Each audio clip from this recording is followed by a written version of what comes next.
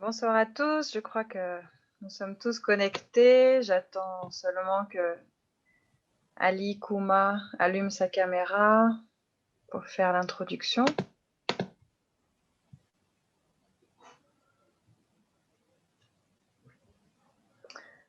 Ali, est-ce que tu m'entends?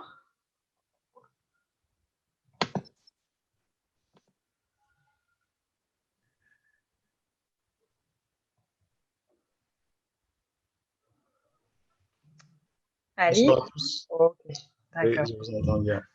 très bien. Bonsoir à tous. On va démarrer ce webinaire qui sera introduit par Ali. Merci Elodie. Bonsoir Daniel. Bonsoir. Bonsoir chers participants. Merci de nous rejoindre à nouveau sur les conférences Donny Green qui, je vous le rappelle, est proposée par Donylab avec l'appui de l'ambassade de Grande-Bretagne au Mali. Alors, ça fait déjà presque 3 semaines que nous sommes ensemble et nous sommes toujours ravis de voir que vous êtes de plus en plus nombreux et aussi assidus dans le suivi des conférences du programme Donny Green. Alors, comme on a l'habitude de vous le dire, c'est une trentaine de conférences, c'est des experts métiers, des enseignants, des acteurs du développement, des spécialistes de la question de l'environnement, surtout sur le continent africain et spécifiquement l'Afrique de l'Ouest, qui vont partager avec vous leurs connaissances pour vous aussi, à votre tour, vous permettre de vous engager sur cette thématique-là. Alors, qui dit webinaire dit aussi quelques règles de conduite que nous devons tous observer. On a l'habitude de le rappeler, mais c'est toujours intéressant de vous rappeler juste que la partie QR est réservée pour les questions et la partie conversation est réservée pour signaler tout ce qui a comme difficulté ou problème que vous remarquez sur les conférences. Alors, sans plus tarder, je vais laisser Elodie vous introduire, M. Daniel. Elodie. D'accord, merci pour cette introduction. On se retrouve Merci. ce soir pour donc cette 13e conférence en ligne. Notre objectif, c'est véritablement de faire que vous soyez mieux outillés face aux défis climatiques. Donc, peu importe votre formation, peu importe votre profil académique, vous êtes tous les bienvenus et nous faisons vraiment de notre mieux pour vous proposer des informations scientifiques vulgarisées et des idées inspirantes et pragmatiques pour votre avenir. Alors effectivement, nous sommes dans le 3e module qui est changement climatique et transition énergétique pour un monde sobre en carbone. Donc hier, Dr Sayon Sidibé était notre invité et donc il vous a présenté les défis énergétiques à venir pour le continent africain en se focalisant énormément sur le cas du Mali qui vous intéresse davantage. Et aujourd'hui, la conférence porte donc sur l'énergie solaire. Nous l'avons intitulée avec un petit jeu de mots, l'énergie solaire au Mali, un avenir brillant, point d'interrogation. Alors ce soir, notre invité est le docteur Daniel Yamegue. Donc bonsoir Daniel. Daniel, voilà, très bien. Actuellement, Daniel, tu es responsable de la gestion et de la valorisation des connaissances scientifiques au sein de 2IE. Donc 2IE, l'Institut international d'ingénierie de l'eau et de l'environnement, basé donc à Ouagadougou, au Burkina Faso. Bon, tout comme pour les conférences de hier, je me permets le tutoiement du fait que voilà, nous avons été collègues. Donc voilà, je suis vraiment ravie de te retrouver ce soir, Daniel. Encore merci d'avoir accepté presque les yeux fermés de participer. Voilà, je connais l'engagement de tous les enseignants-chercheurs de 2IE pour ces thématiques, pour ces publics. Et donc, merci beaucoup pour ton temps. Donc, voilà. Daniel, je vais juste te présenter par rapport à ton parcours avant de présenter l'objet de cette conférence. Tu es ingénieur en génie énergétique, mais également titulaire d'un doctorat en sciences de l'ingénieur, option énergie de l'Université de Perpignan en France et de 2IE, donc docteur depuis 2012. Tu es également enseignant-chercheur en génie énergétique et systèmes photovoltaïques à Deuzieux depuis donc 2013. Au sein de Deuzieux, au Burkina Faso, tu as occupé plusieurs postes à responsabilité, dont celui de directeur adjoint des formations, chargé du cycle bachelor, aussi de coordinateur d'un projet financé par l'Union européenne qui s'est intitulé Production durable d'électricité au service des populations rurales et périurbaines en Afrique, avec le développement du concept de flexi-énergie. J'imagine que nous en saurons plus dans cette conférence. Absolument. Voilà, et tu as également été chef du laboratoire énergie solaire et économie d'énergie de 2014 à 2018. Donc, depuis 2019, tu es responsable de la gestion et de la valorisation des connaissances scientifiques au sein de Deuzieux. Alors, en tant qu'enseignant et également responsable de la valorisation des connaissances scientifiques, on n'a aucun doute sur le fait que tu sauras vulgariser ces connaissances pour les rendre accessibles à notre public qui n'est pas du tout du domaine. En tout cas, quelques-uns le seront peut-être, mais ce n'est pas le cas pour la majorité des participants. Donc ce soir, l'objectif de la présentation, c'est de présenter le contexte énergétique au Mali et surtout le potentiel solaire. Ensuite, les technologies ou types de systèmes de production solaire seront exposés. Et pour terminer, tu vas nous proposer un état des lieux sur les projets solaires au Mali et aussi des pistes de réflexion pour le décollage de cette technologie. Voilà.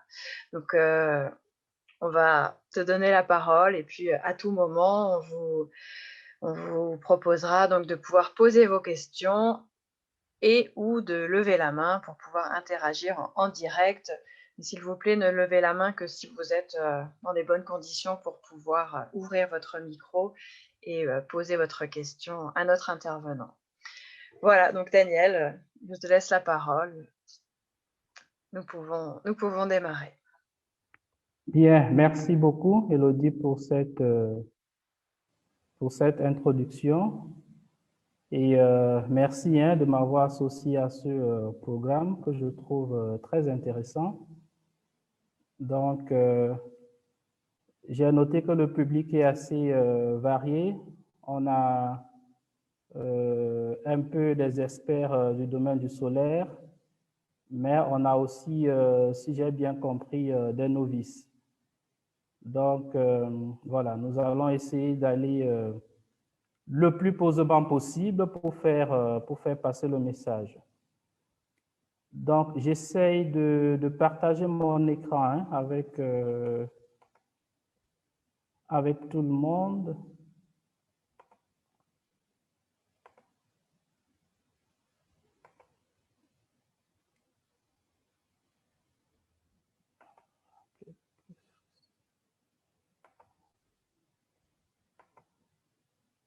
Alors,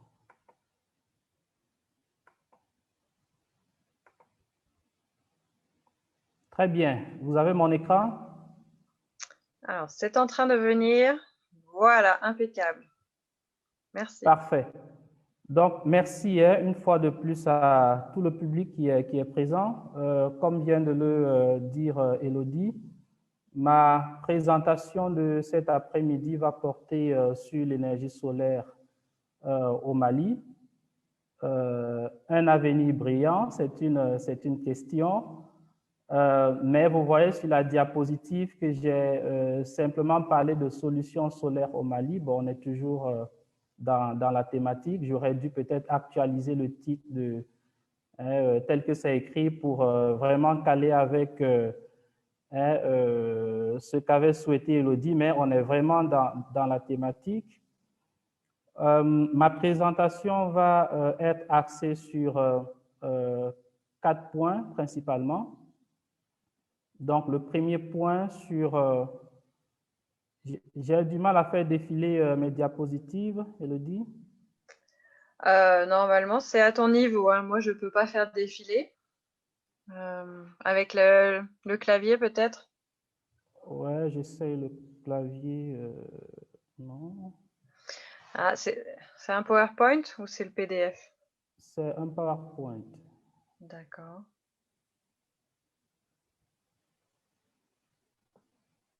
OK. C'est bon. C'est bon maintenant. Très bien. Donc, le premier point de ma présentation va porter sur le contexte énergétique au Mali, avec un accent particulier sur le solaire. J'ai noté que vous avez suivi avec Dr Sidibé hier déjà une présentation sur le contexte énergétique, mais là vraiment de façon globale, générale. Cet après-midi, on va essayer d'être beaucoup plus focalisé sur le solaire au niveau du Mali, le potentiel en énergie solaire du Mali, comment le secteur électrique s'organise au niveau du Mali.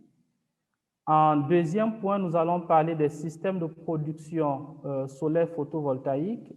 Et là, je souligne très bien que ma présentation va être axée essentiellement sur le solaire photovoltaïque, parce que quand on parle du solaire, il faut bien noter qu'on a les technologies photovoltaïques, mais on a aussi des technologies thermiques, notamment pour la production d'eau chaude, ou même pour la production d'électricité à travers le solaire thermodynamique. Mais nous allons essentiellement parler du solaire photovoltaïque dans cette présentation. Et donc, nous allons aborder la question des systèmes solaires photovoltaïques connectés au réseau. Et aussi, nous allons parler des systèmes solaires photovoltaïques hors réseau.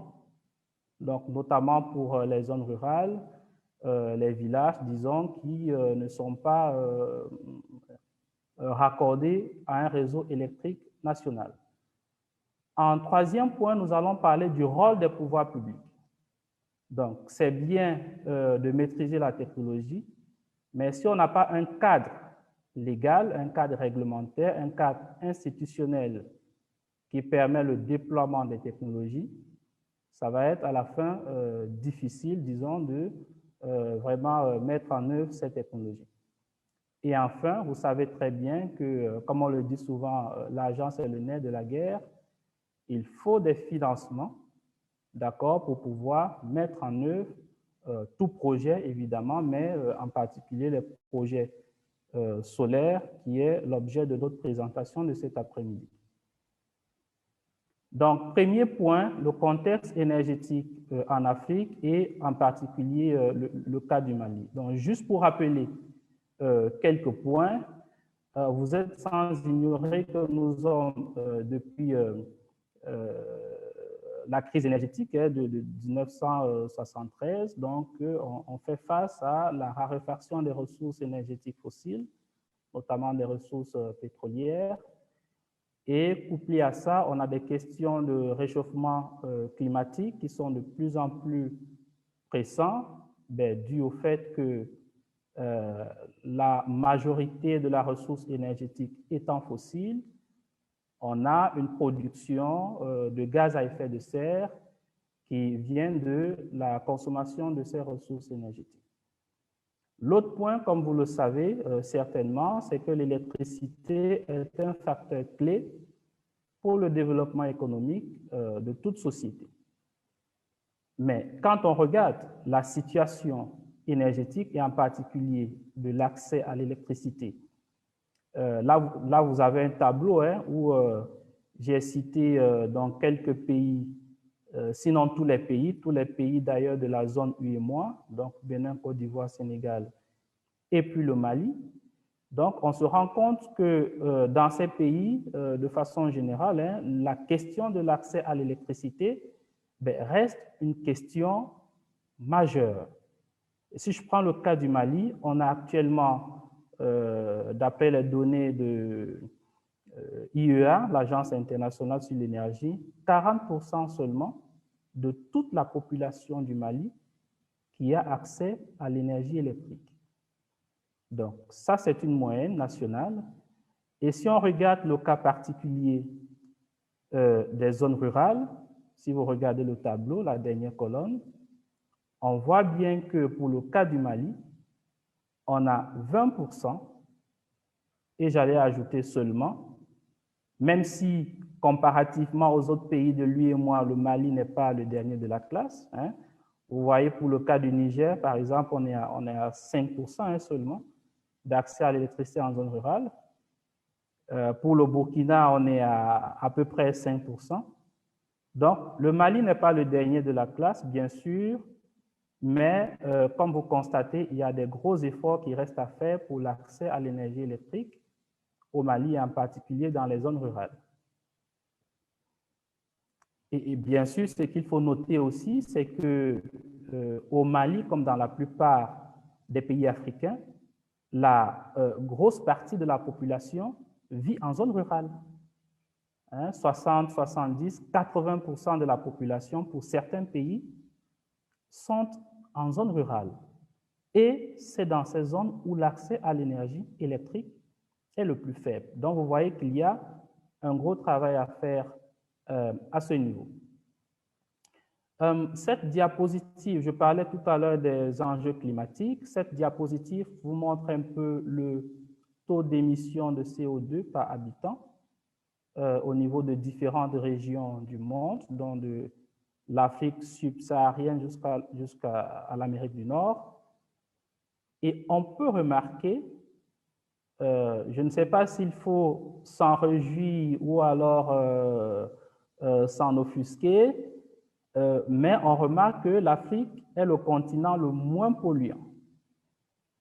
En termes de quantité de CO2 émis par habitant, on est le continent le moins polluant. Bon, cela devrait nous interroger. Est-ce que cela est le résultat de politiques particulières qui auraient été mises en place pour atteindre ce résultat, ou cela cacherait plutôt le fait qu'en Afrique, on est en manque de système de production électrique ou énergétique de façon générale. Dans les autres régions, le taux de CO2 émis par habitant est élevé, certainement parce qu'on a un tissu industriel qui est beaucoup plus important, beaucoup plus développé, et donc la consommation énergétique est beaucoup plus importante, alors qu'en Afrique, le tissu industriel n'est pas encore assez développé. Voilà, donc c'est une situation, comme je disais, qui ça dépend du bout par lequel on le tient, qui peut être réjouissante parce que l'Afrique ne pollue pas comparé aux autres régions, mais qui aussi, comme je disais, présente la situation de l'Afrique qui n'a pas un tissu industriel qui est assez développé. D'accord? Alors, mais la bonne nouvelle, je pense, tout le monde le sait, déjà, c'est que l'Afrique dispose d'un potentiel énergétique et en particulier un potentiel en ressources énergétiques renouvelables qui est très important. D'accord? Ici, j'ai présenté quelques chiffres qui concernent l'hydraulique, la biomasse, l'éolien et en particulier le solaire, d'accord, avec au moins 2/3 du continent qui a un ensoleillement de à peu près 2000 kWh par mètre carré par an. 2/3 du continent. Donc, vous voyez très bien que la ressource solaire, elle est assez importante et elle est très bien répartie au niveau du continent. J'aurais pu parler d'autres ressources énergétiques, la géothermie, par exemple, qui est plutôt très bien développée en Afrique de l'Est, notamment au Kenya et en Éthiopie. D'accord? Mais en gros, on peut retenir que le continent dispose de ressources énergétiques et en particulier de la ressource solaire qui est très importante. Et puisque la présentation, ou du moins le programme, concerne le Mali en particulier, donc là, j'ai voulu faire un zoom sur le Mali. Vous avez la carte du Mali avec donc les niveaux d'ensoleillement. Ça, c'est un travail que nous avons fait au niveau du laboratoire énergie-soleil ici à 2IE, il y a quelques années. Mais vous voyez que de façon, disons, globale, on a un ensoleillement entre 5 et qui peut aller au-delà de 6 kWh par mètre carré par jour, bien sûr, au niveau du Mali. Et d'ailleurs, vous voyez en rouge sur la carte, hein, c'est plus du 2/3 de tout le territoire malien qui a un ensoleillement d'au moins 6 kWh par mètre carré par jour. Donc, en termes de potentiel, c'est un potentiel qui est très, très important et qui ne demande qu'à être exploité. D'accord? Et donc, ce potentiel aussi, il est très bien réparti sur le territoire national, comme je le disais, et il est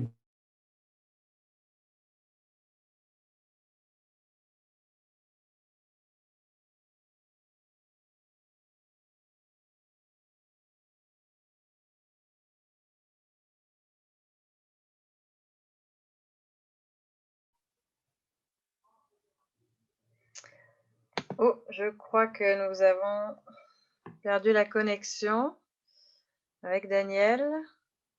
Pourtant, il est toujours connecté. Il a dû couper sa caméra. Ah, bon, je pense qu'il va essayer de revenir se connecter. Je pense qu'il revient. Voilà. On a eu une petite déconnexion. Faut activer votre micro, on ne vous entend pas, Daniel.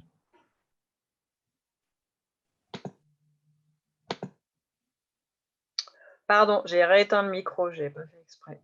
Daniel, voilà. Merci. Voilà. C'est bon, on peut continuer? Voilà, il faudra repartager Il l'écran. faut repartager. Voilà.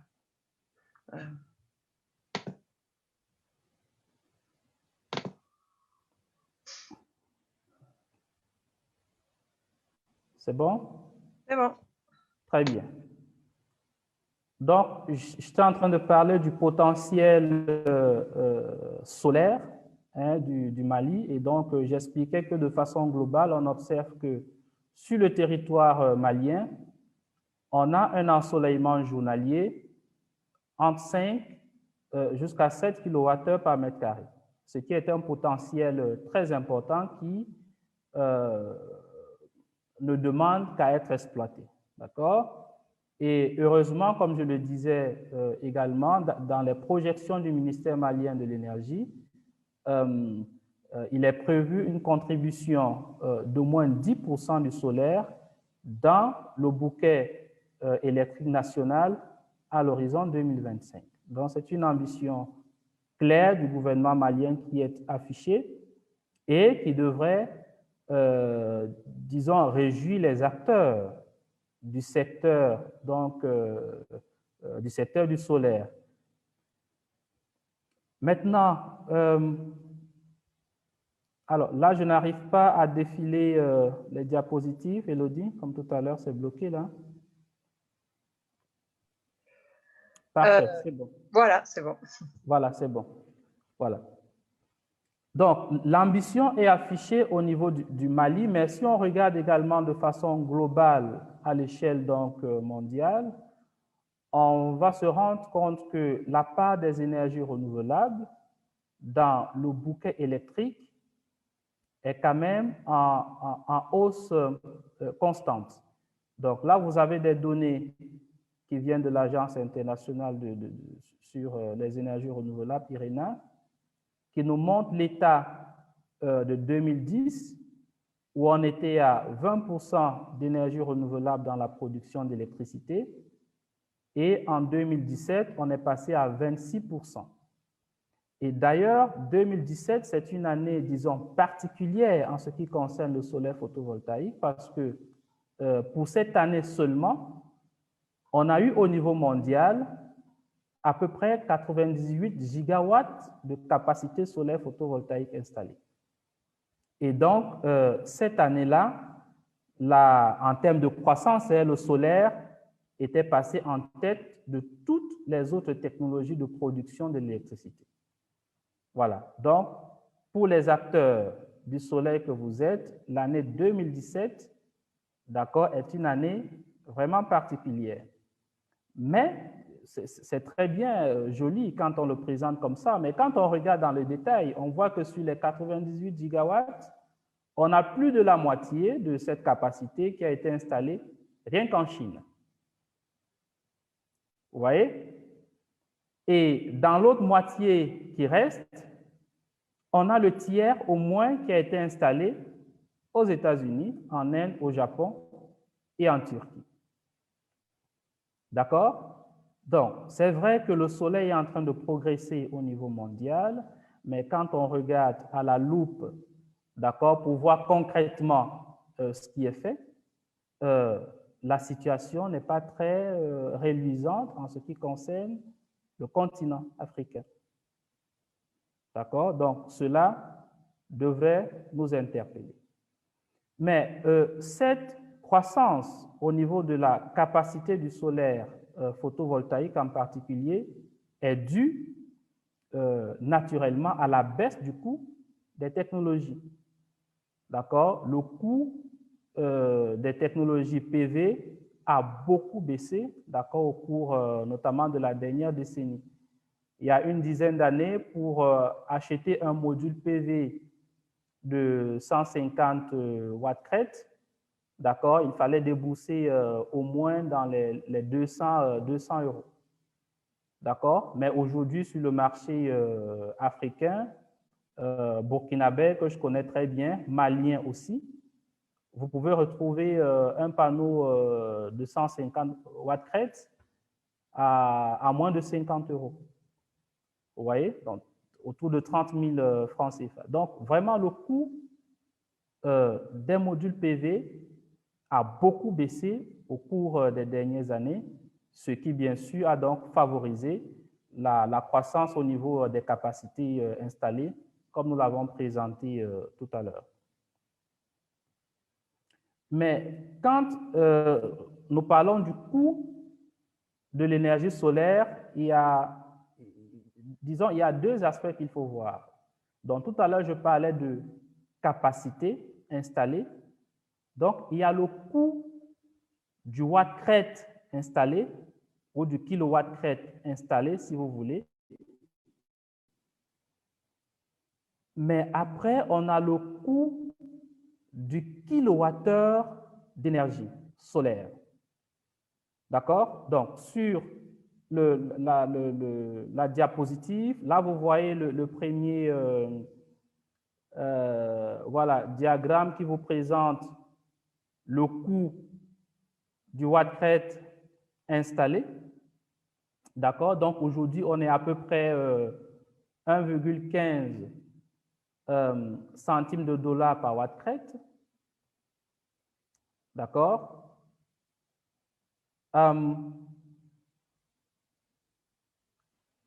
Et si vous regardez donc le deuxième diagramme, là, on a les coûts d'énergie, de kilowattheure solaire. Et on peut observer qu'au cours donc, des années, là, nous avons les données de 2010 jusqu'en 2017, d'accord, le coût du kilowattheure solaire produit n'a cessé de décroître. D'accord? Donc, comme je l'ai dit, cela est naturellement relié, d'accord, au coût des composants solaires, des modules solaires, qui ont également beaucoup baissé au cours des dernières années. Ce qui est important également de noter, c'est qu'on peut avoir, disons, pour deux installations, hein, dans deux pays ou dans deux régions différentes, le même coût d'investissement pour deux installations. On peut avoir le même coût d'investissement, mais on peut avoir des coûts de kilowattheure produits qui sont différents. Simplement parce que si on a le potentiel solaire qui est différent dans deux régions, bien sûr, la région où le potentiel est plus intéressant, d'accord, produira beaucoup plus d'énergie au cours d'une année ou au cours d'une journée. D'accord? Donc, il faut faire très attention quand on parle du coût de l'énergie solaire. Il y a le coût du watt-crête ou de kilowatt-crête installé. D'accord? Et derrière, on a le coût du kilowattheure.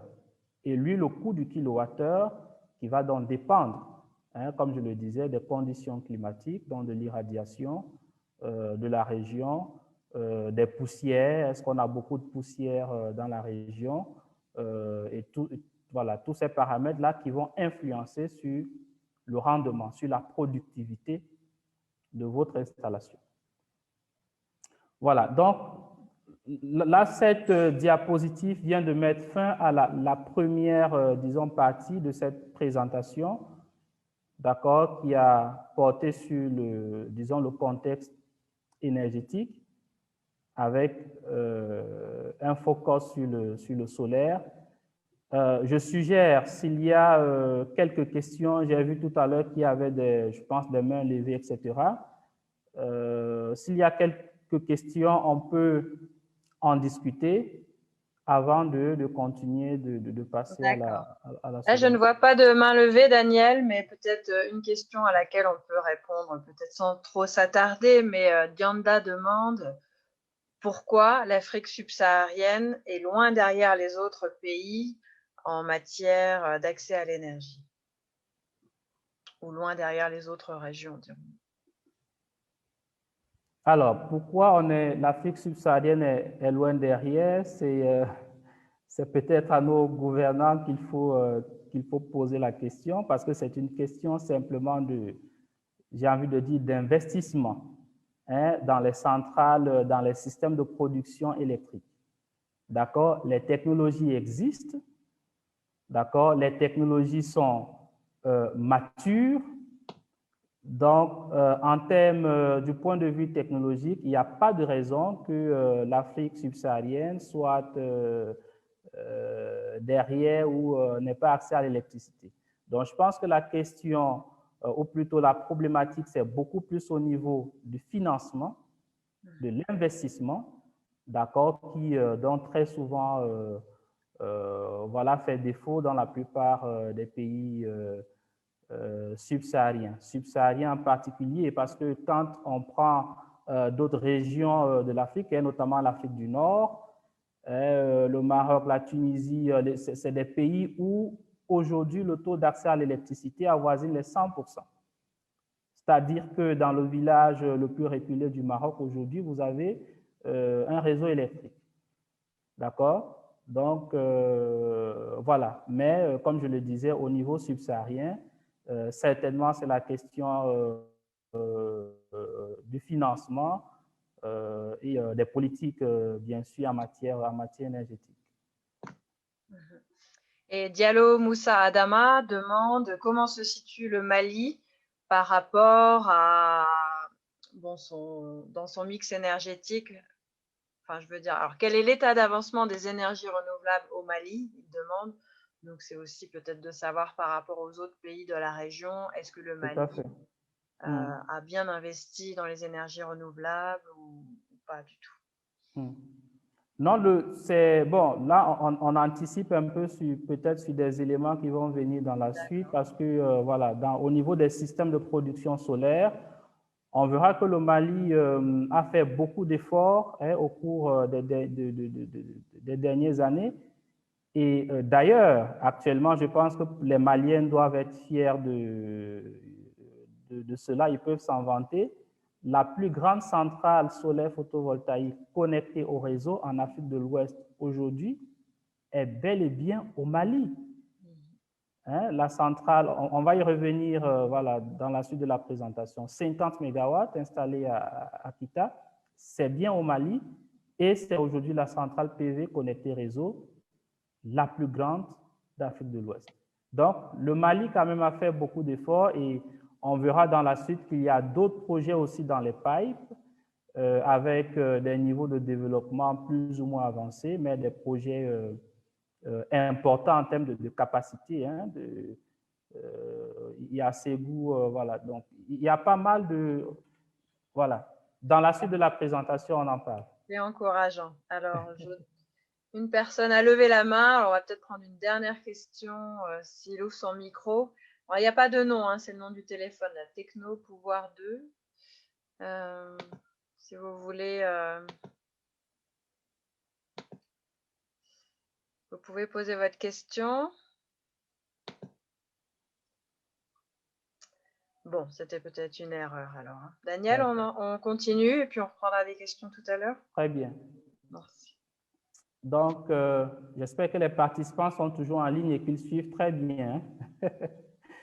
Donc, nous allons parler dans cette partie des systèmes de production solaire.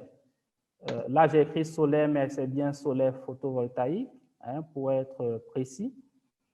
D'accord? Et comme je l'ai dit un peu au niveau de l'introduction du plan, quand on parle de technologie solaire photovoltaïque, on a essentiellement deux grandes catégories. Les systèmes photovoltaïques connectés au réseau et dans une deuxième catégorie, les systèmes photovoltaïques hors réseau. Et dans les systèmes photovoltaïques hors réseau, on verra également qu'on a plusieurs sous-catégories composantes. D'accord? On a les systèmes, disons, purement solaires. On a des systèmes, enfin des kits solaires, donc qui sont de capacité relativement beaucoup plus petite. Mais on a aussi des systèmes solaires hybrides, d'accord, ou des mini-réseaux hybrides. Et d'ailleurs, je pense qu'au niveau du Mali, les mini-réseaux hybrides, solaires, diesel notamment, sont assez développés. Il y a l'Amadé qui a fait ou qui fait depuis des années un travail considérable sur ce segment en particulier. Voilà, donc nous allons ici commencer par les systèmes connectés au réseau. Et sur la diapositive, vous avez un schéma qui vous donne une idée sur un système PV connecté au réseau. Donc, vous avez au niveau des composants, bien sûr, votre champ solaire qui est composé de panneaux photovoltaïques. D'accord? Les panneaux photovoltaïques qui sont montés sur des supports. Et bien sûr, les supports qui ont une inclinaison, un angle d'inclinaison qui va dépendre de la latitude du lieu. Là, on rentre un peu dans quelques notions un peu techniques de dimensionnement, mais en gros, c'est pour dire que quand on fait une installation solaire PV dans une région, on ne vient pas simplement poser les modules au hasard, non.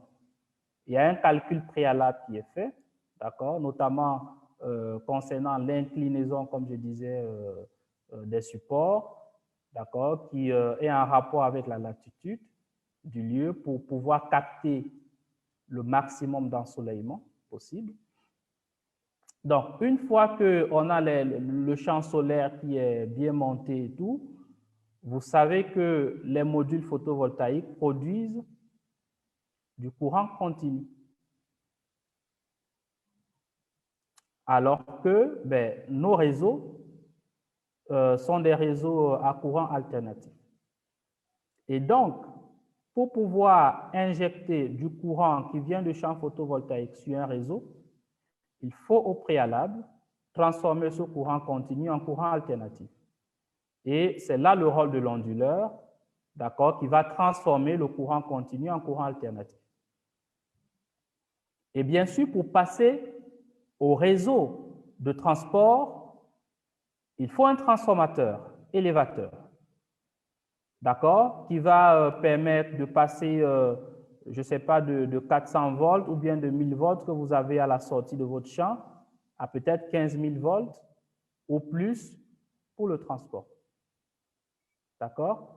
Et vous avez d'autres éléments donc dans le système tels que des dispositifs de comptage d'énergie. Il faut bien sûr savoir quelle est la quantité d'énergie qui a été produite et qui est injectée sur le réseau. D'accord?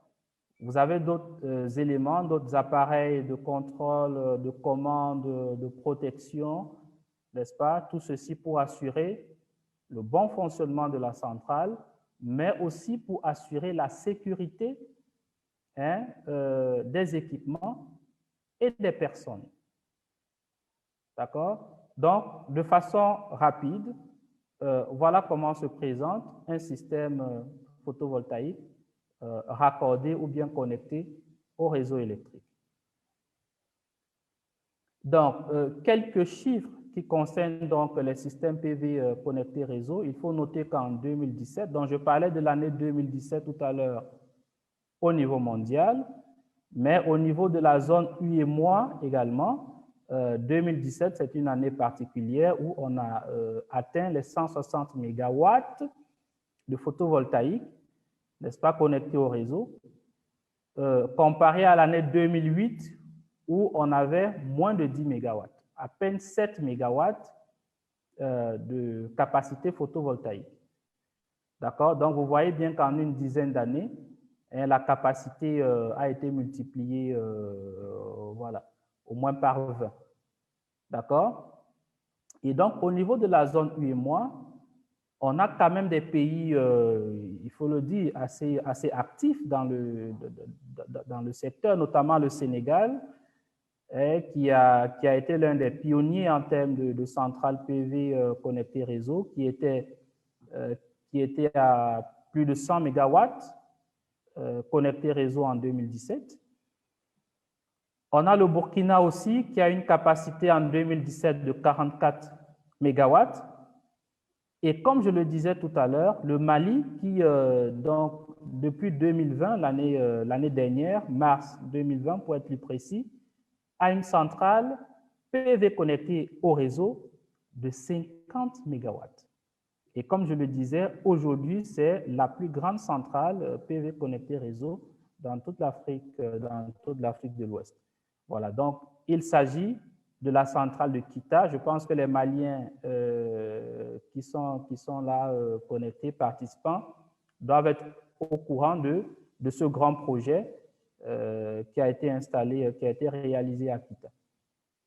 Donc, le tableau que vous avez sur cette diapositive également vous présente un peu les autres projets qui sont en cours de développement, les autres projets PV, bien sûr, en cours de développement au niveau du Mali.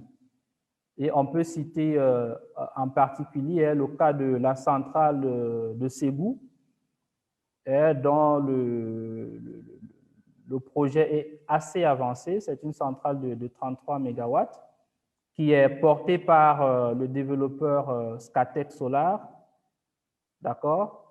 Donc, je pense également que c'est un projet dont les Maliens doivent être au courant. Donc, on a d'autres projets qui sont dans les pipes, notamment la centrale de Sikasso, la centrale de Koutiala également, d'accord, dont les développements, les études en tout cas sont assez avancées.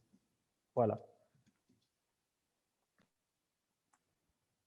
Alors, donc voilà, là pour insister sur la centrale de Ségou au niveau de cet encadré-là, pour dire que, alors comme vous voyez, généralement pour les grands projets solaires, il y a pas mal de partenaires au niveau de ces projets-là.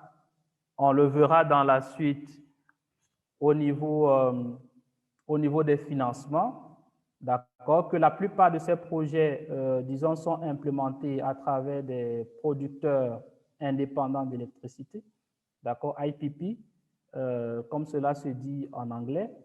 Et donc, dans le cadre de la centrale de Ségou, le développeur international, c'est Scatec Solar. Et au niveau local, parce que très souvent, donc, pour un projet IPP, il faut toujours au niveau local un développeur local, une entreprise locale, d'accord, qui va également être impliqué dans le projet, qui va assurer, par exemple, le suivi des travaux, qui va assurer après l'exploitation, la maintenance des installations. Et donc, on a Africa Power One, ça dit peut-être quelque chose aux Maliens, qui est le développeur local, qui est donc engagé dans le projet de la centrale de Ségou. Voilà. Donc, voilà, vous avez le détail sur les éléments, mais le prix de cession du kilowattheure au réseau, dans le prix de rachat par EDM, Électricité du Mali, a été fixé à 90 francs par kilowattheure dans le cadre de ce projet. C'est un coût, personnellement, que je trouve quand même assez élevé parce que dans le cadre de certains projets au Sénégal notamment, des IPP, on a pu avoir des prix de cession de kilowattheure à moins de 30 francs CFA. Voilà. Donc, pour le cas du projet de Ségou, en particulier, je trouve que le prix de cession du kilowattheure, 90 francs, est relativement élevé. Après, cela peut s'expliquer parce que le contexte, le contexte politique, sécuritaire, le cadre réglementaire, etc., au Mali n'est pas certainement le même qu'au Sénégal ou dans un autre pays. D'accord? Donc, voilà, les prix, comme je disais, dépendent de plusieurs paramètres. Voilà. Maintenant, nous allons parler des systèmes solaires PV hors réseau. Et en premier point, nous parlons des systèmes solaires individuels. D'accord? Donc là, j'ai fait exprès de mettre ce schéma-là sur la diapositive, peut-être pour choquer quelques-uns. D'accord? Vous voyez un panneau, une installation PV qui est posée à même le sol, proche d'une route, comme vous pouvez le constater, donc avec des motos, des véhicules qui circulent et qui certainement vont déverser de la poussière et autres voilà, éléments sur le champ du panneau. Donc, est-ce que c'est la meilleure façon de faire? Certainement que non. D'accord? Pour les spécialistes, vous voyez que voilà, ce n'est pas la meilleure façon de procéder. Mais ce qu'il faut noter, c'est que le marché du système solaire individuel également est en plein essor en Afrique de l'Ouest, dans beaucoup de pays. D'accord? Dû notamment au fait que les composants solaires, de façon générale, les plaques solaires, les batteries, sont facilement disponibles, accessibles sur les marchés locaux. Quand vous allez au Mali, quand vous allez au Burkina, aujourd'hui, vous avez les composants solaires qui se vendent comme des bouts de pain, comme des cacahuètes dans des boutiques. Donc, vraiment, ces composants aujourd'hui sont accessibles à la portée de tout le monde. Mais il y a quand même la question, ça il faut le souligner, de la qualité de ce matériel, de la qualité de ces composants qui se pose. D'accord? Peut-être que certains ont déjà expérimenté le fait d'acheter un panneau solaire sur lequel s'inscrit 150 watts, mais qui, in fine, dans votre utilisation, n'arrive pas à vous délivrer 50 watts. Et quand je dis 50 watts, c'est dans les meilleures conditions d'ensoleillement, vous voyez? Donc, il y a la question de la qualité du matériel qui se pose et aussi du niveau de qualification des techniciens. Vous voyez? Donc, il y a, voilà, tout le monde très vite se fait expert du domaine solaire. On fait du bricole, excusez-moi du terme. Et après, quand ça ne marche pas, très vite, on dit que les technologies solaires ne marchent pas. D'accord? Alors que la question, ou plutôt le problème, est peut-être ailleurs. D'accord? Donc, on va y revenir sur ces éléments-là dans la suite. Deuxième élément des systèmes hors réseau, c'est les kits solaires. Les kits solaires qui, je pense que tout le monde connaît un kit solaire, qui généralement est un ensemble groupé de composants solaires, où vous avez un panneau, une batterie, un chargeur, et très souvent qui est accompagné aussi de quelques appareils, notamment des lampes. Et la particularité des kits solaires, comme je le disais, c'est que c'est des systèmes vraiment de puissance relativement très faible. Donc, vous avez des kits d'une dizaine de watts et les plus grands autour de 200, 300 watts. D'accord? Et vous avez l'ensemble des kits qui ont également des coûts assez abordables. J'ai par exemple ici au Burkina acheté il y a moins d'un mois pour les besoins domestiques à la maison, un projecteur solaire donc, qui vient en kit. Et dans le kit, vous avez le panneau solaire qui fait 60 watts, vous avez le projecteur qui fait autour de 50 watts, et tout cela à moins de 100 euros, à moins voilà, 60-65 000 francs. Donc, vraiment, aujourd'hui, les kits, ils sont assez accessibles Et je pense qu'il vraiment il contribue à un tant soit peu à résoudre le problème d'accès à l'électricité dans pas mal de maisons au niveau de l'Afrique. Et donc, il y a le cas particulier quand même d'une entreprise qu'il faut citer. Je pense que les cas de réussite aussi, il faut les citer parce que ça peut inspirer d'autres personnes. Donc, il y a le cas de l'entreprise Olu, je ne sais pas si ça vous dit, qui est un des acteurs majeurs dans le domaine des kits solaires en particulier, qui a démarré ses activités au Sénégal il y a à peine 5 années, mais aujourd'hui qui est présent au Mali notamment, qui est présent au Burkina et qui fait un chiffre d'affaires qui est assez intéressant. Et l'une des solutions justement qui rend intéressant leur modèle, c'est le PH Lugo. Je pense que de plus en plus, pas seulement dans le solaire d'ailleurs, dans d'autres domaines aussi, le PH Lugo permet à pas mal d'usagers, de consommateurs d'avoir accès à des technologies. Et dans le domaine du solaire en particulier, le PH Lugo, vraiment c'est un instrument qui permet aujourd'hui à beaucoup de ménages de pouvoir avoir accès aux technologies solaires. D'accord? Donc le PH Lugo, en gros, c'est un mécanisme qui va vous permettre de faire une avance au début enfin, de l'installation et ensuite au cours de l'utilisation, enfin tout dépend des modèles, voilà, vous pouvez ensuite payer sur 3 ans, sur 4 ans, sur 5 ans votre installation à des taux définis jusqu'à épuisement. Voilà, donc cela permet à l'usager de ne pas ressentir le coût d'investissement de l'installation qui peut être élevé pour des installations importantes. Donc, un autre type de système PV hors réseau, c'est les mini-réseaux. Si nous sommes à l'échelle d'un village, on est d'accord que les kits solaires ne peuvent pas faire l'affaire. Le kit solaire, il est intéressant pour vraiment chacun chez soi, voilà, des applications domestiques. Donc, à l'échelle d'un village, il faut passer forcément au mini-réseau.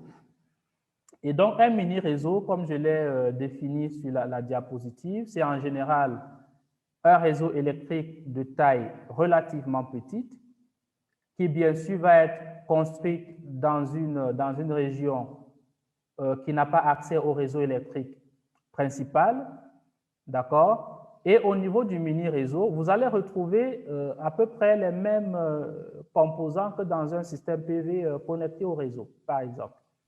Donc, vous aurez des panneaux PV, vous aurez des batteries, d'accord? Vous aurez des régulateurs de charge pour la recharge des batteries. Vous aurez des onduleurs, mais attention, des onduleurs particuliers, d'accord, qui permettent voilà, de construire le réseau, d'accord? Et ensuite, vous avez votre réseau de distribution qui, très souvent, est un réseau basse tension, dans le cas des mini-réseaux, c'est-à-dire que vous produisez et vous n'avez pas besoin de passer par un transformateur pour distribuer le courant. Mais bien sûr, vous aurez compris que si on ne fait pas appel à un transformateur, le réseau également, il est limité dans son étendue. Généralement, voilà, c'est 500 mètres, 600 mètres, 1 km maximum de diamètre. Autrement, il faut absolument passer par un transformateur, sinon vous aurez beaucoup de pertes sur le réseau. Voilà. Donc, vous avez aussi des mini-réseaux hybrides cette fois-là, où vous avez le solaire couplé très souvent au générateur diesel, au groupe électrogène. D'accord? Donc, c'est un cas aussi qui est intéressant et comme je le disais, qui a été beaucoup développé au niveau du Mali, notamment par la MADER, dans le cadre de plusieurs programmes.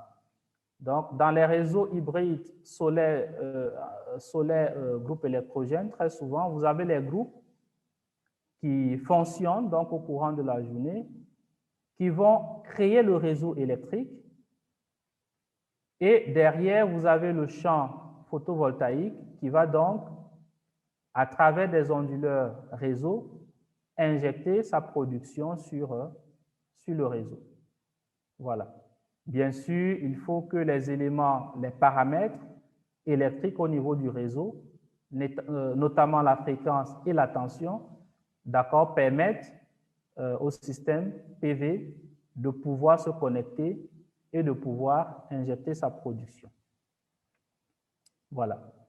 Donc, alors, quel est l'avantage des mini-réseaux hybrides comparés aux mini-réseaux purement solaires?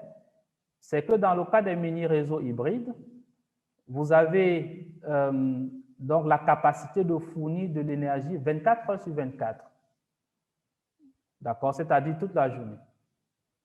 Cela aussi peut être possible avec les systèmes uniquement solaires, mais derrière, il faudrait un parc de stockage dans les batteries assez important. D'accord? Alors qu'au niveau des mini-réseaux hybrides, vous avez les groupes électrogènes qui sont là.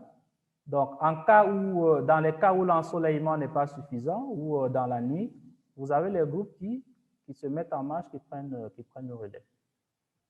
Donc, l'autre avantage aussi, c'est que dans les systèmes hybrides PV diesel, vous avez la possibilité d'utiliser des appareils électriques beaucoup plus puissants. D'accord? Donc, notamment des gros moulins et bien sûr, derrière, qui vont favoriser des activités génératrices de revenus.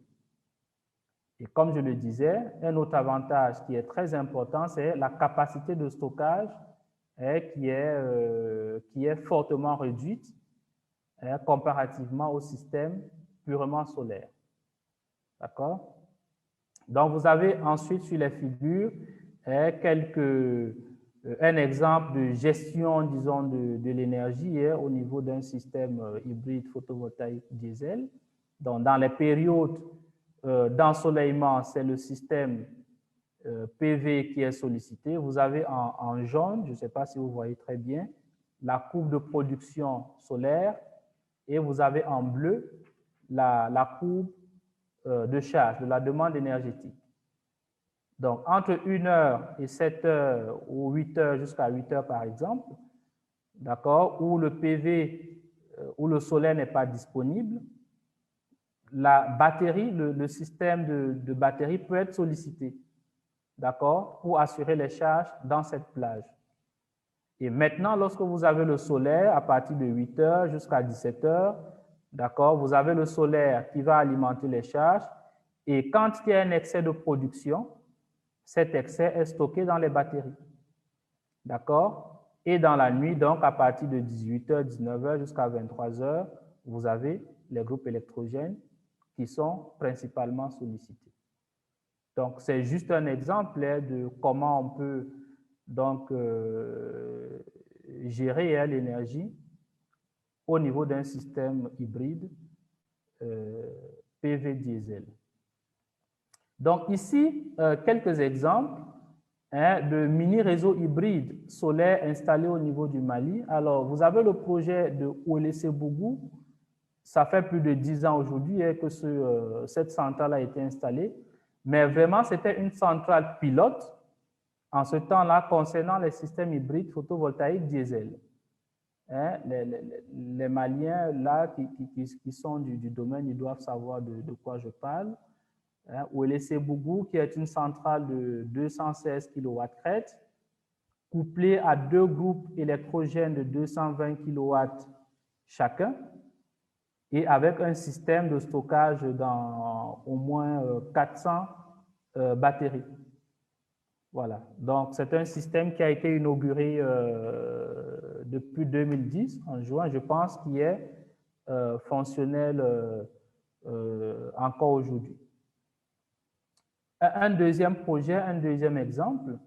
Dans ma présentation tout à l'heure, Élodie signalait que j'ai été coordonnateur d'un projet à l'Institut 2IE qui s'appelait le projet Flexi Énergie. Et donc, sur cette diapositive, vous avez un des mini-réseaux hybrides que nous avons installé dans le cadre de ce projet. Et cette installation a été faite au niveau de Sibi, au Mali. Donc, je peux un peu parler du Mali parce que je connais un peu le Mali, d'accord, pour avoir été à plusieurs reprises dans le cadre de ce projet-là. Donc, la commune de Sibi est située à peu près 40 km de Bamako. Et donc, dans ce village-là, nous avons pu installer un système, donc, un mini-réseau, il faut le dire, hybride photovoltaïque diesel, avec un champ PV de 45 kW/crête, couplé à 2 groupes électrogènes de 150 et 100 kVA, avec bien sûr des onduleurs réseau pour l'injection du solaire sur le réseau. Nous avons également construit un mini-réseau de distribution en moyenne tension, cette fois-là, avec donc un transformateur élévateur. Je disais tout à l'heure qu'on peut avoir des mini-réseaux basse tension également, où on n'a pas besoin d'élever la tension. Mais quand vous avez donc un réseau qui est étendu, qui avoisine les 1 km de diamètre, il faut absolument donc en ce moment voilà, passer par un transformateur pour éviter des grosses pertes au niveau du réseau. Voilà, donc c'est un projet vraiment pour lequel nous sommes, disons, assez fiers, qui a été inauguré en 2016. Je pense qu'il fonctionne également très bien jusqu'à aujourd'hui. Et souligner que c'est un projet qui a été financé. Nous allons parler du financement tout à l'heure, mais je peux un peu anticiper. Grâce à un don, j'insiste bien, un don de l'Union européenne à hauteur de 70%, et le restant des 30% avait été mobilisé par l'ensemble des partenaires, bien sûr Électricité du Mali, l'Institut 2IE, mais on avait d'autres partenaires également qui étaient présents dans ce projet. Voilà, donc cette diapositive met fin à cette partie sur les systèmes de production solaire. S'il y a donc quelques questions, on va les prendre avant de poursuivre. Il y a beaucoup de questions, Daniel. Très bien. Certaines sont assez techniques. Alors, je ne sais par où commencer. Il y a Idrissa Ghanam qui dit « Aujourd'hui, le marché malien est envahi par des panneaux solaires cassés ou anciens. Quelle est l'origine de ces panneaux et quelles seraient les conséquences pour ceux qui les achètent ?» Bien, les panneaux cassés ou anciens, quelle serait l'origine de ces panneaux? Je ne saurais vous le dire. Peut-être que ceux qui sont présents au niveau du Mali pourraient vous dire d'où viennent ces panneaux, mais c'est la question que je soulignais tout à l'heure, c'est-à-dire qu'il y a un problème de qualité des composants de façon générale.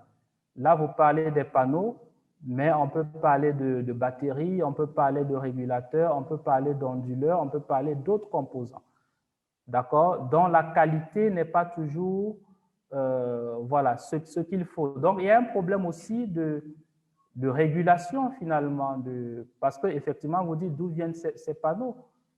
Alors, c'est des panneaux, c'est des composants qui ne sont pas certainement fabriqués au niveau du Mali, donc ils sont forcément importés, d'accord, qui passent en principe, n'est-ce pas, par les différents services douaniers, etc.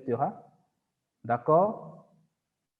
Donc, il y a un problème de qualité. Je pense qu'il faut être un peu plus rigoureux, d'accord, au niveau de la régulation, d'accord, en ce qui concerne la qualité des composants de façon générale, des composants solaires, d'accord. Je sais qu'il y a une loi, je pense, qui est en vigueur au Mali depuis 2014, qui, je paraphrase un peu, en gros, qui facilite l'importation des composants solaires. D'accord? Donc, bien sûr, quand vous avez ce type de loi, ben, vous avez des commerçants qui vont en profiter.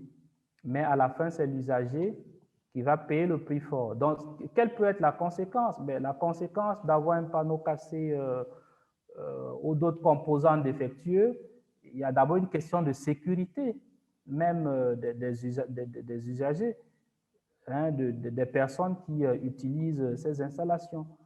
Parce que vous pouvez rapidement avoir un court-circuit, par exemple, au niveau de votre installation.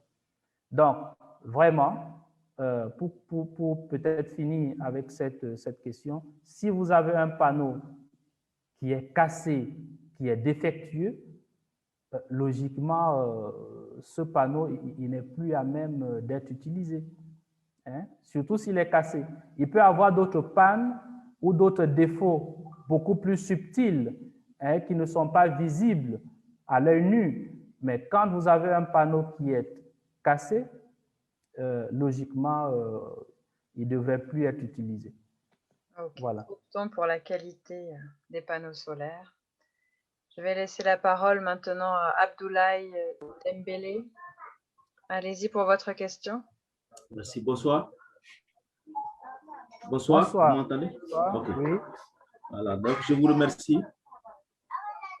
C'est juste un constat. J'ai constaté que les batteries qui sont installées, qui doivent recevoir la charge électrique et tout ça à partir des panneaux, ces batteries installées-là dégagent une certaine chaleur, un certain gaz. Est-ce que ce gaz-là, il s'agit de gaz à effet de serre ou bien il s'agit de quel type de gaz alors? Est-ce que ce gaz-là aussi, est-ce qu'il est nocif pour l'être humain? Voilà, merci.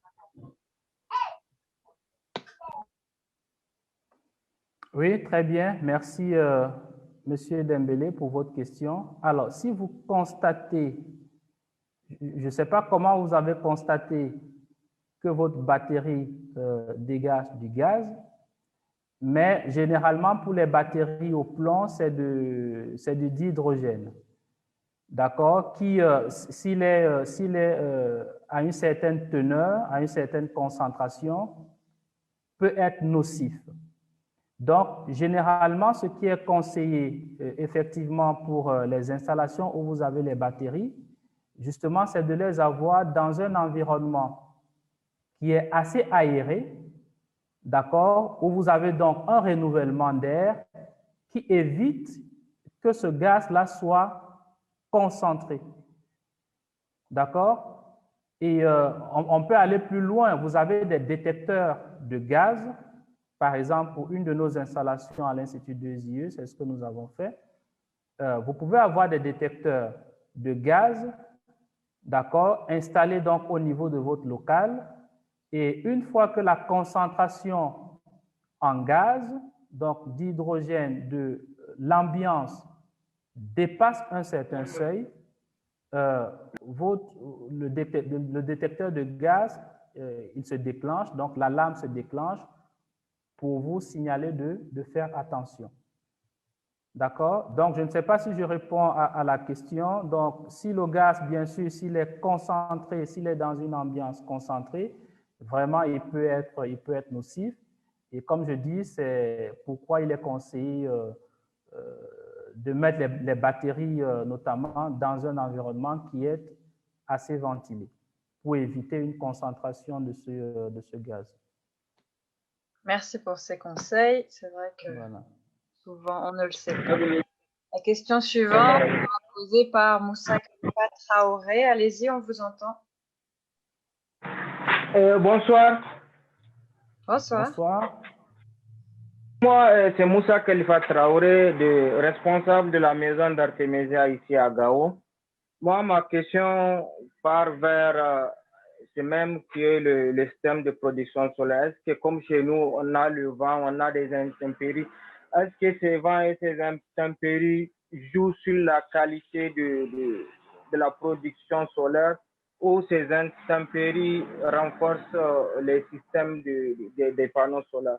Sachant qu'ici au nord, on a vraiment assez de soleil. Est-ce que dans ces mêmes soleils, est-ce qu'il y a un système approprié pour pour la production ou c'est le même système qu'à Bamako? Et merci, c'était ça la question.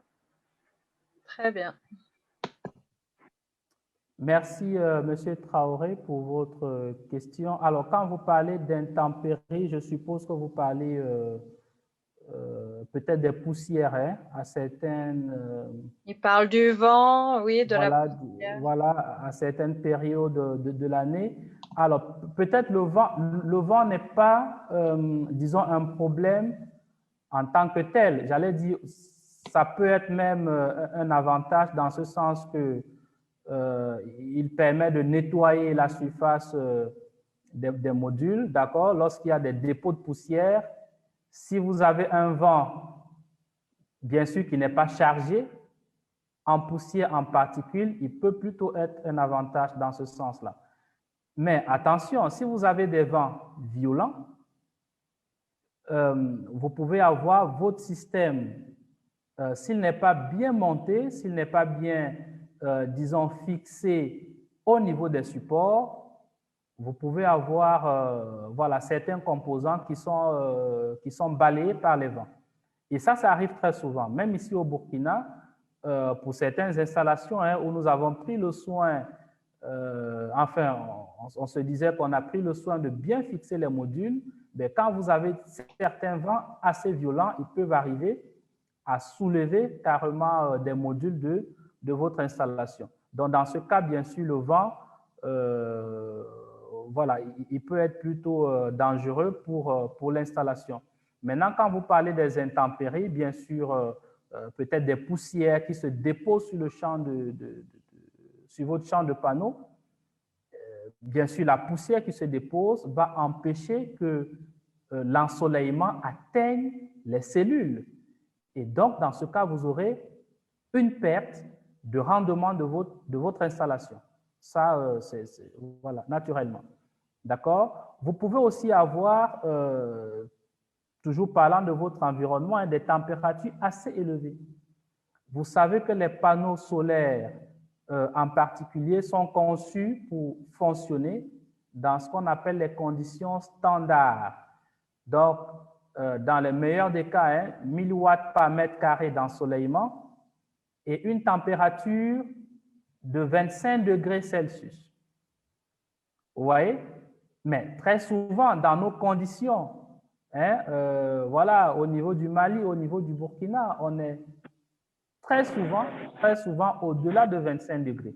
Et donc, dans ces conditions, vous aurez vos cellules, vos panneaux qui auront tendance donc, à s'échauffer au-delà de 25 degrés et donc de décroître en termes de rendement, en termes de performance.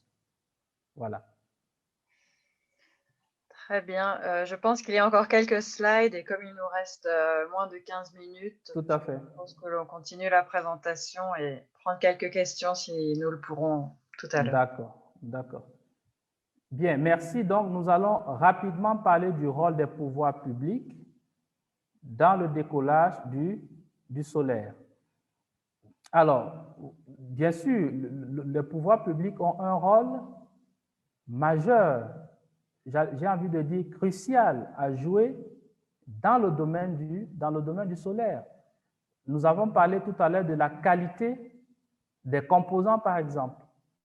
Mais si nous avons des composants de mauvaise qualité, d'accord, qui inondent les marchés locaux, ben, ça veut dire qu'il y a une défaillance quelque part, d'accord, au niveau du rôle des pouvoirs publics, d'accord. Donc, il faut, je pense, une très bonne organisation, d'accord, à ce niveau-là pour assurer un bon développement, d'accord, du secteur du solaire.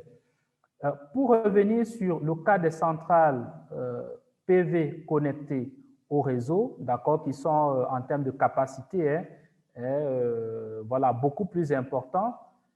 Très souvent, ces projets-là sont implémentés à travers donc, ce qu'on appelle des IPP, donc les producteurs indépendants d'électricité, d'accord? Et bien sûr, le modèle de IPP a été aussi, il faut le dire, une révolution dans le domaine, disons, énergétique de façon générale, parce qu'au départ, on avait, disons, un modèle avec un monopole vraiment vertical, où c'est la Société nationale en charge de l'électricité, seule qui a l'autorisation de produire, de transporter et de distribuer l'électricité. Donc, heureusement, depuis quelques décennies, dans la majeure partie de nos pays en Afrique de l'Ouest, les lois ont évolué et permettent aujourd'hui aux producteurs privés indépendants, d'accord, de jouer un rôle dans le secteur de l'électricité et notamment du solaire. Donc, vous avez sur cette diapositive, par exemple, une carte qui vous présente un peu l'état du cadre légal dans les pays de la zone UEMOA. D'accord? Donc, les Maliens ici, je pense, reconnaissent bien la carte de leur pays, du Mali. Et quand vous regardez au niveau de la légende, donc, globalement, au niveau du Mali, on peut dire que le cadre légal est jugé passable, satisfaisant. D'accord? Donc, au niveau du Burkina, par exemple, qui est juste là, un peu en dessous du Mali, le cadre, il est jugé bon. Là, je parle du cadre légal en termes de lois, de politiques, d'accord, qui sont mises en place pour favoriser le développement du secteur du solaire. D'accord? Il y a pas mal de lois. Je parlais du Mali, où je pense qu'il y a une loi qui exonère les taxes, les importations sur les taxes des composants solaires. Au niveau du Burkina également, c'est la même chose. On a une loi depuis 2012, d'accord, qui exonère les taxes sur les importations des produits solaires. Donc, il y a pas mal de lois comme ça qui permettent aujourd'hui, en tout cas dans la plupart des pays ouest africains, voilà, d'être beaucoup plus ouverts aux producteurs privés indépendants.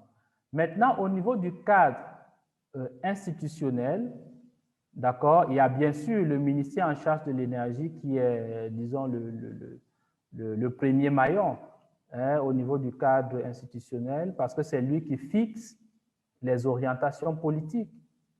C'est lui qui, en principe, veille à la mise en œuvre des lois, des politiques. C'est lui qui supervise l'ensemble des acteurs institutionnels dans le domaine de l'énergie et du solaire en particulier. Vous avez un deuxième acteur qui est la Société nationale d'électricité. Et donc, dans le cadre des partenariats IPP, par exemple, donc vous avez la société privée qui va produire l'énergie solaire, mais derrière, il faut qu'on ait la Société nationale qui va racheter cette énergie.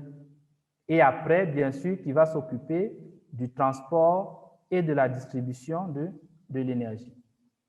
Vous avez dans la plupart des pays aussi une autorité ce qu'on appelle une autorité de régulation du secteur de l'électricité, d'accord, qui va se charger de la mise en œuvre des cadres réglementaires et aussi très souvent qui va jouer le rôle d'arbitre ou de gestionnaire de conflits entre le producteur privé indépendant, par exemple, et la Société nationale d'électricité. D'accord? Vous avez aussi, dans la plupart des pays ouest-africains aujourd'hui, une agence d'électrification rurale. Et donc, quand vous avez un projet solaire dans un village, un projet de construction de mini-réseau, par exemple, vous avez cette agence-là qui est impliquée. Pour le cas de Sibi, que j'ai cité tout à l'heure, sur lequel nous avons travaillé au Mali, il y a donc l'AMADER, qui est l'agence malienne pour le développement de l'électrification rurale, qui était donc impliquée dans ce projet de mini-réseau au niveau du Sibi. Vous avez aussi des agences des énergies renouvelables qui sont mises en place dans la plupart de nos pays. Au niveau du Mali, c'est AER. Au niveau du Burkina Faso, vous avez l'ABER, qui est l'agence burkinabé des énergies renouvelables. D'accord? Donc, au niveau institutionnel, on a quand même pas mal d'acteurs dans l'ensemble de nos pays qui existent. On va le voir dans la suite. Le problème souvent se trouve au niveau de la coordination des activités, de l'agencement, de la mutualisation des efforts, d'accord, qui n'est pas toujours très bien fait. OK? Et donc, il y a un travail peut-être de coordination à faire à ce niveau. Mais en réalité, ce travail, comme je l'ai dit au tout début, revient au ministère en charge de l'énergie, qui est donc le premier responsable du secteur de l'énergie dans nos pays. Donc, comme je le disais, là, je relève sur cette diapositive quelques insuffisances qui peuvent constituer des freins pour le développement du secteur du solaire. C'est un manque de coordination, comme je disais, entre les différents acteurs institutionnels du domaine. Il y a aussi un point très important, et je pense que nous l'avons souligné tout à l'heure, c'est l'insuffisance des capacités, c'est-à-dire des capacités techniques.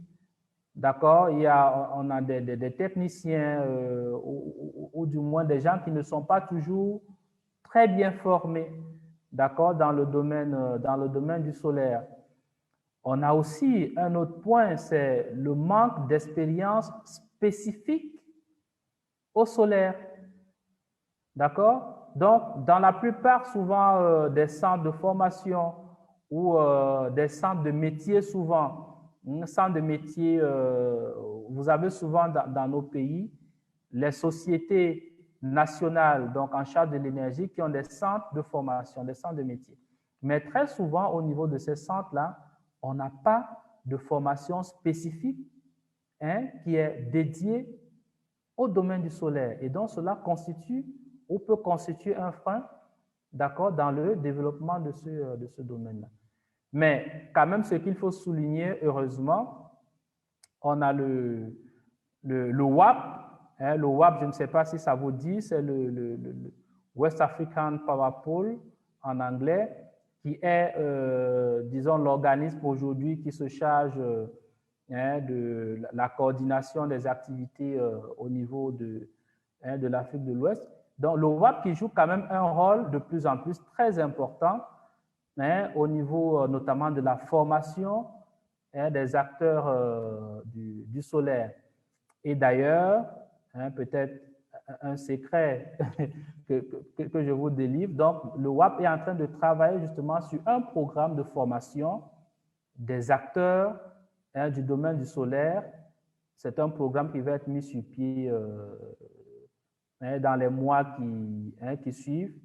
Et j'en parle parce que l'Institut 2IE est l'un des acteurs, donc l'un des partenaires de ce programme-là, dont l'accent, comme je le disais, va être mis sur la formation des acteurs du domaine du solaire. Donc, voilà, il y a le WAP quand même qui est en train de faire un travail intéressant qu'il faut souligner. Voilà. Donc, ce tableau rapidement résume un peu les forces et faiblesses des différents pays de l'UEMOA. Donc, j'ai mis un focus sur le Sénégal, là qui est en vert, là, pour quand même souligner l'effort important qui est fait au niveau de ce pays, d'accord, en termes de politique d'accompagnement des acteurs du domaine du solaire.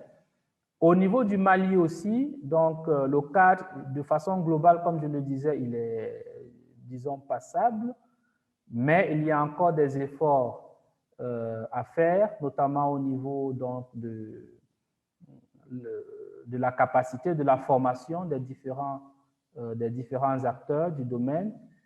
Il y a également des travaux ou un travail ou des efforts à faire au niveau du renforcement des réseaux électriques, notamment en ce qui concerne les systèmes solaires PV connectés au réseau.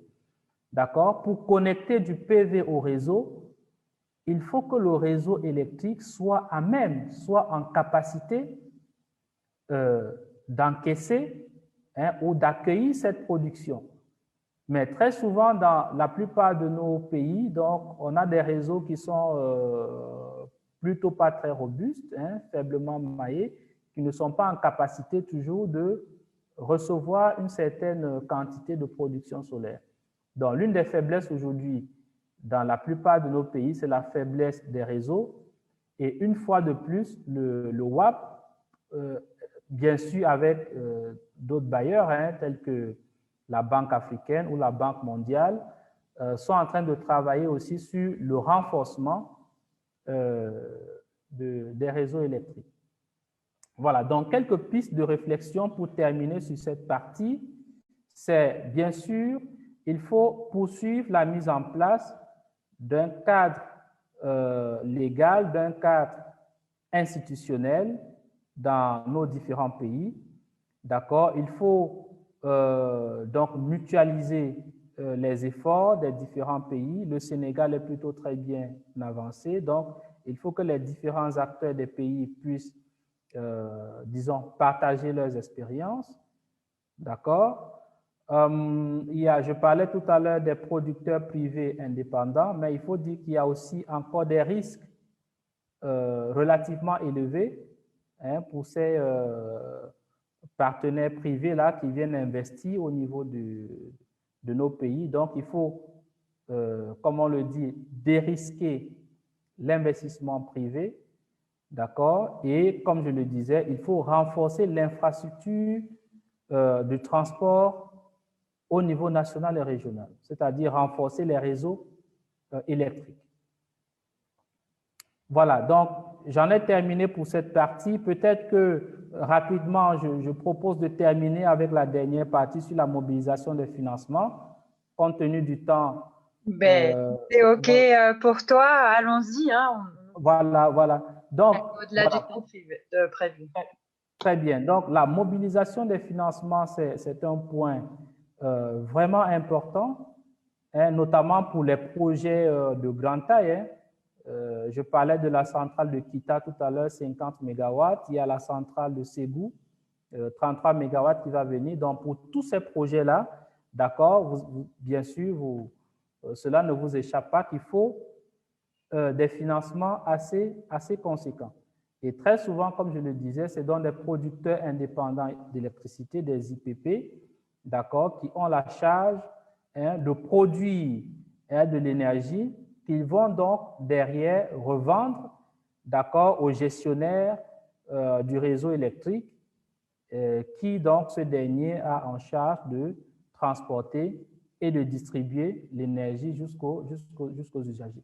Donc, rapidement, on a plusieurs mécanismes de financement, hein, des projets solaires qui existent, hein, aujourd'hui, donc notamment la dette, d'accord? Donc, un partenaire, quand il arrive au niveau d'un pays, donc pour implémenter un projet, il vient très souvent donc avec ses fonds propres pour la mise en œuvre du projet, mais aussi avec une partie de l'investissement qui vient d'un prêteur, d'accord? Et donc, très souvent, donc, au niveau des projets IPP, on a ce qu'on appelle le ratio, donc là, je passe rapidement, hein, au niveau du financement du projet, le ratio entre la dette et fonds propres, qui est un élément crucial dans le montage des projets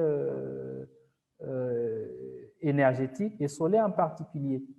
Et au niveau international, donc la pratique voudrait qu'on soit autour de 70%, hein, pas plus de 70% en termes de dette, d'accord, dans un projet IPP. Donc, vous avez d'autres financements qu'on appelle des financements concessionnels. Donc, ils sont des financements avec des coûts donc d'intérêt qui sont beaucoup plus faibles et à long terme. Et ces financements-là viennent très souvent des partenaires au développement. Hein, si je prends le cas de la centrale PV qui est installée au Burkina, donc c'est ce genre de financement, hein, qui a été donc octroyé par l'AFD, l'Agence française de développement. Vous avez aussi des dons, d'accord? Et pour le cas du projet de Sibi dont j'ai parlé tout à l'heure au niveau du Mali, nous avons donc bénéficié d'un don à hauteur de 70% de l'Union européenne. D'accord? Donc, j'espère que, Élodie, les apprenants auront ces slides après pour pouvoir peut-être regarder de façon oui. Voilà, un peu plus détaillée tous ces différents éléments. Donc, en termes d'acteurs qui participent au développement dans des projets dans la région ouest africaine, donc vous avez les développeurs internationaux de projets qui viennent avec leur fonds propres. J'ai parlé de Scatec Solar, par exemple, pour le projet de Ségou au Mali. Donc, Scatec Solar, qui est le développeur international et qui a pour développeur donc, le partenaire local Africa Power One, qui est le développeur local qui est associé à ce projet. Vous avez ensuite des banques, les institutions financières, vous avez les fonds d'investissement spécialisés, tels que les fonds climat, d'accord, qui sont différentes opportunités, disons-le aujourd'hui, de financement, d'accord, dans le domaine du solaire. Donc, sur ce tableau, vous avez donc une liste un peu de quelques développeurs qui interviennent activement en Afrique. Et vous pouvez noter, par exemple, Scatec Solar, comme je le disais tout à l'heure, qui intervient au niveau du Mali. Donc, vous avez aussi dans ce tableau une liste de quelques fonds spécialisés qui investissent dans le solaire au niveau de l'Afrique. Vous avez le premier fonds, là, Access Infra Africa, qui actuellement intervient au niveau du projet de Koutiala au Mali. C'est une centrale de 25 MW qui est en cours de développement. Vous avez IFC Infra Venture, qui est un fonds spécialisé qui a investi dans le projet de Ségou au Mali également. Donc, vous avez pas mal de fonds spécialisés comme cela. Et là aussi, j'ai précisé les adresses Internet où vous pouvez donc aller loguer et puis avoir plus d'informations sur ces différents fonds. Vous avez aussi des fonds climat, d'accord? Par exemple, le Climate Investment Fund, qui a contribué également aussi en partie dans le projet de Ségou au Mali. Voilà. Donc, ça sera la dernière diapositive. Désolé, je suis allé un peu vite pour terminer. Donc, s'il y a quelques questions, peut-être, Élodie, on va les prendre. Sinon, il y a mon adresse email aussi, que j'ai précisé sur la présentation. C'est avec plaisir, s'il y a des questions, que je pourrais continuer à échanger avec certains des participants qui voudraient peut-être me poser d'autres questions plus tard. Voilà, je vous remercie. Oh, merci beaucoup, Daniel, pour ce temps au-delà de ce que nous espérions. Effectivement, je pense que ça n'a pas échappé aux participants. L'adresse mail personnelle qui est proposée au début de la présentation. Donc, encore une fois, merci. Cette présentation est mise à disposition de tous ceux qui sont inscrits dans le programme de formation. Donc, vous pourrez effectivement parcourir tous ces liens. Il y a quelques questions, mais je pense que c'est mieux de contacter directement Daniel si jamais vous voulez vraiment approfondir certaines choses, parce qu'il y a aussi certaines questions qui ont été répondues par la suite dans la présentation.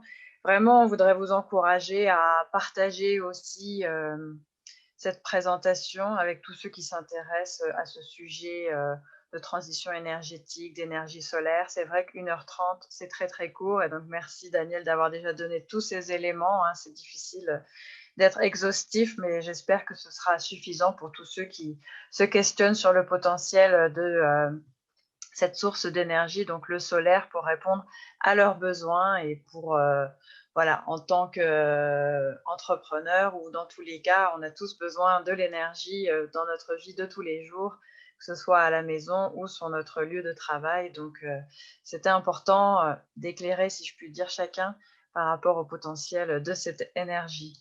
Demain, on reparlera encore de la biomasse énergie et donc de cette potentialité pour répondre aux besoins d'accès, enfin aux besoins énergétiques des uns et des autres. C'est vrai que voilà, la biomasse, le solaire sont des sources d'énergie très complémentaires et donc il est intéressant de pouvoir comprendre l'ensemble pour mieux aussi faire vos choix pour votre avenir énergétique. Donc, je remercie encore une fois Daniel pour le temps passé à nos côtés et pour tous ceux qui espèrent être certifiés avec le programme DoniGreen. Je vous laisse encore 30 minutes pour faire le QCM si vous ne l'avez pas déjà fait, mais je pense que beaucoup d'entre vous ont déjà répondu au QCM de la semaine précédente. Donc, je partagerai les résultats avec vous tous. Voilà, et bien, je vous souhaite vraiment à tous une très bonne soirée. Daniel, ce fut un plaisir et puis à très bientôt. Merci beaucoup. Plaisir de partager, Élodie. Merci pour la merci à pédagogie. toi aussi. Je t'en prie. D'accord. Bonne soirée, à très bientôt. À bientôt. Au revoir à tous, bonne soirée. Au revoir.